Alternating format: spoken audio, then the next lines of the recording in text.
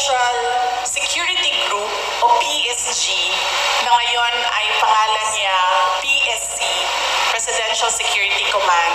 Ang batas na gumawa nun, may mandato siya.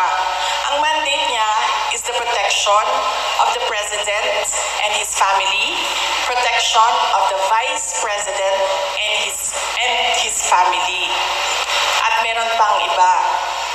So, ang PSC kasi is a command under the Armed Forces of the Philippines. Walang mga pulis doon. AFP yan sa lahat. Ang mandate ng PSC, President and Vice President. Bakit? Bakit yan ang mandate nila? Kasi our Constitution provides for the line of succession. The Vice President is the first in line. So ibig sabihin, the state is required, is mandated by the Constitution and by laws to protect the Vice President.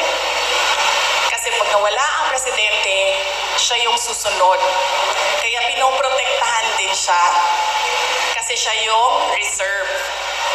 Kasi pag hindi mo pinoprotektahan ng reserve mo, wala ka ng reserve. Ang gagawin yan, pipili sila doon